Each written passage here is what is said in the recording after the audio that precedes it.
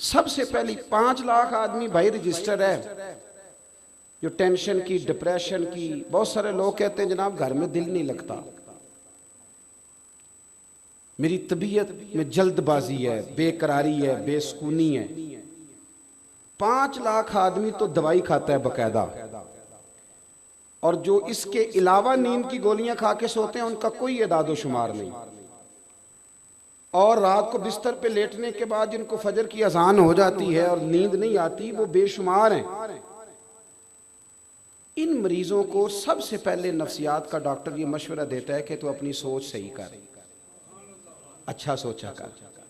जिस मुआशरे की सोचें अच्छी होती हैं वो मुआशरा सेहतमंद होता है, और जिस मुआशरे की सोचें अच्छी नहीं होती वो मुआशरा सेहतमंद। कुरान मजीद ने हमें हुक्म दिया, कहा या अय्युहल्लज़ीना आमनू इज्तनिबू कसीरम मिनज़्ज़न्नि इन्न बअदज़्ज़न्नि इस्म। कुरान पाक फरमाता है, ए ईमान वालो, बहुत सारे गुमानों से बचो, बाज गुमान भी गुनाह हैं, बाज तुम्हारी सोचें भी गुनाह है। अच्छा सोचो। और सही मुस्लिम के लफ्ज हैं, नबी पाक अलैहिस्सलाम ने फरमाया बदगुमानी सबसे बड़ा झूठ है, सबसे बड़ा। यार जरूरी है कि वो जो दो बंदे वहां चौक में खड़े हैं वो मेरे खिलाफ ही बात कर रहे हैं, और वो जो दो मेरे जानने वाले खड़े हैं वो मेरे खिलाफ ही। ओ भाई, मैं इतना अहम नहीं, उन बेचारों को कोई और काम भी हो सकता है। छोड़ दें आप छोड़ें कि वो सारे मेरे ही खिलाफ है। यानी आपने क्या अपने आप को समझ लिया, आप क्या हैं? हर बंदा आपके खिलाफ है।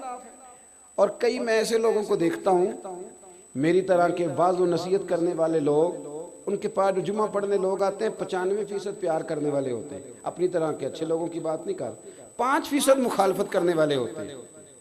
5% तो वैसे भी होने चाहिए, नजर नहीं लगती। अब सारे ही आपसे प्यार करेंगे तो काम चलेगा ही नहीं।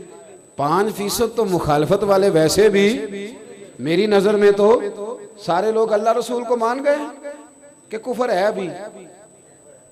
तो जब सारे उनको नहीं अभी तक माने तो मुझे आपको कैसे मान जाएंगे? तो ये क्या फिक्र। अब हम क्या करेंगे?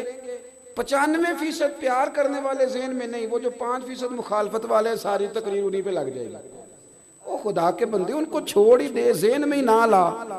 को जरूरी है कि उन्हीं का तज़किरा करना है तो 95 की बात कर दो, तुझसे मुस्तफ़ा की मोहब्बत की बातें सुनने आए हैं। छोड़ उनको, वो क्या कह रहे हैं, वो किधर जा रहे हैं। अच्छा सोचें, अगर मुआशरा सेहतमंद करना है, इसकी इस्लाह करना, सबसे पहले सोच से।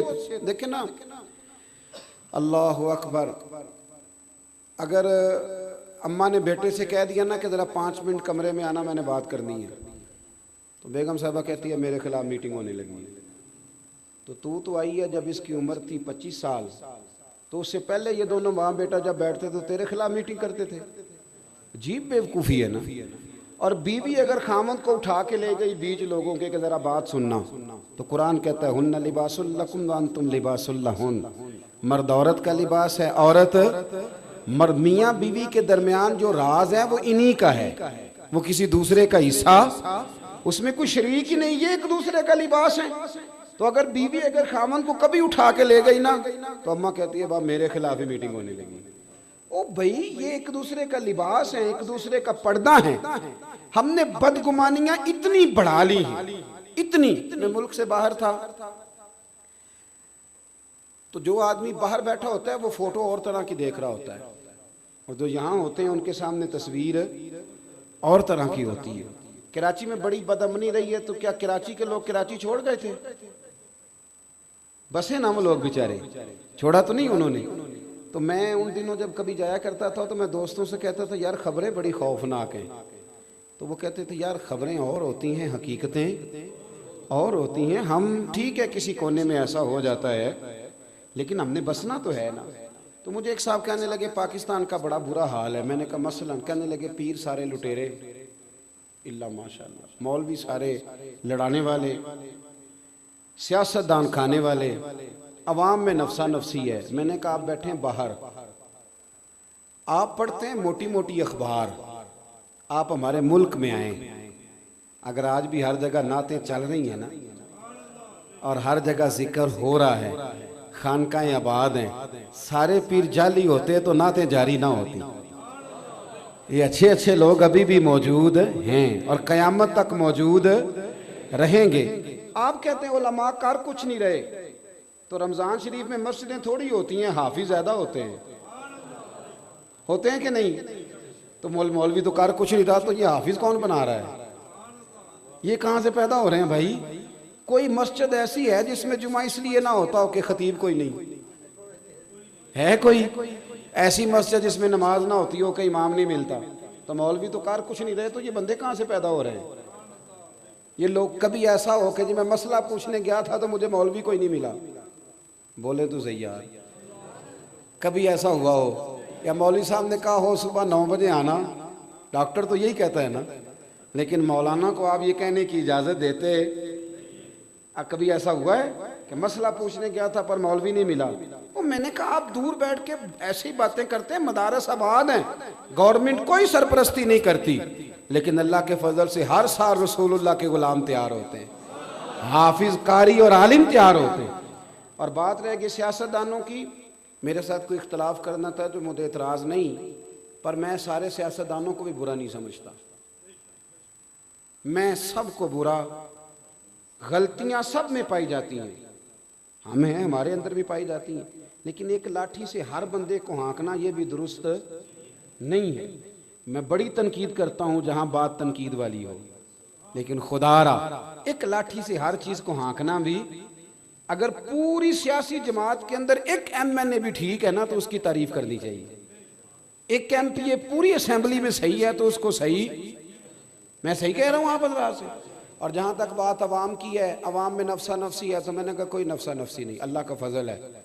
ये ज़लज़ला आया था कुछ साल पहले, तो जिस बूढ़ी अम्मा की शादी को 40 साल बीत गए थे और जहेज़ की रज़ाई उसने निकाल के इस्तेमाल नहीं की थी, उसने भी कहा था ये बिस्तर ज़लज़ले वालों को दे दो। वो बेटी जिसने खुद सिलाई मशीन पे बैठ के सारा जहेज़ बनाया था ना, उसने भी अपने अब्बा से कहा था कि मैं 3 कपड़ों में चली जाऊंगी, लेकिन वो जो जहां सैलाब आ गया ना, मेरा सारा जहेज इनको दे दो। ये नौजवान जिनको तुम बुरा कहते हो, जिनके बारे में रोज लोग कहते हैं कि लड़के बड़े खराब हो गए, वन व्हीलिंग करते हैं, ये करते हैं, तुम्हें वन व्हीलिंग तो नजर आती है, ये नजर नहीं आता कि एक बाबा जी को खून की बोतल की जरूरत होती है और 14 लड़के लाइन में खड़े होते हैं? ये नहीं नजर आता? ये मेरी मिल्लत के जवान नहीं? ये मिलाद का मौका आता है तो झंडियां कौन लगाता है? ये शहर और बाजार सजाता कौन है? ये रसूलुल्लाह के नाम के नारे कौन लगाता है? और मैंने कहा तुम्हें गलत फहमी हो गई है, तुमने समझ लिया है ये वतन शायद जो है वो सियासतदानों का वतन है। ये वतन सियासतदाना को नहीं, ये दाता अली अजमेरी का वतन है, ये बाबा फरीदुद्दीन मसूद गंजे शकर का वतन। सोचें, सही करें। और इस पर मैं अपनी सारी इस गुफ्तगू पर एक हदीस पढ़ दूं ताकि बात मजबूत हो जाए। निसाई में और जामे तिरमिजी में मौजूद है। नबी पाक अलैहिस्सलाम ने फरमाया मेरी सारी उम्मत कभी गुमराही पर जमा नहीं होगी। ये हो सकता ही नहीं कि सारे लोग बुरे हो जाएं। ये हुजूर ने नस बयान कर दिया, सारे लोग बुरे हो सकते। मसला ये है कि मैंने ऐनक लगा ली है ना, तो मैं अपनी ऐनक की गर्द नहीं साफ करता, मैं सामने वाले का चेहरा साफ करना शुरू कर देता हूँ। खुदारा ऐनक की गर्द साफ करें, ऐनक की, अपने आप को ठीक करें। सोच, जब आपने खड़े होकर छत पे देखना है तो बंदे बौने बौने नजर आने। मैं अक्सर कहा करता हूं कोई छोटा उस वक्त नजर आता है जब उसे दूर से देखा जाए या गुरूर से देखा जाए। करीब जाके देखा करो, आजिज़ी से देखा करो, बड़े बड़े लोग नजर आएंगे। हमारी तो मुसीबत ये है कि इश्क का अपना गुरूर, हुस्न की अपनी अना, उसने आने ना दिया हमने जाने ना दिया। हम तो इस चक्कर में पड़े हुए हैं, जब अपनी अपनी अना लेके बैठे रहेंगे। मेरे ना अभी रजवी साहब से मैंने कहा जब मैं जाऊं तो नारा ना लगवाना, लोगों को खड़ा ना करना। कहने लगी क्यों? मैंने कहा इसलिए कि वो पहले से आए तो उन्हें सजा है कि जो बंदा आए खड़े हो। देखे ना, एक बंदा बेचारा मगरिब से आया हुआ है या ईशा से आया हुआ है, तो जो बंदा आ रहा है उसके मेरी तरह के बंदे उसके दिल में उम्मीद है कि खड़े हों। तो भाई तू पहला होना सी ना। ये क्या अजीब हरकत है। और बुजुर्ग लोग बैठे होते हैं और मेरी तरह का बंदा है तो उनको खड़ा करो, और अजीबो गरीब से धक्के लगते हैं।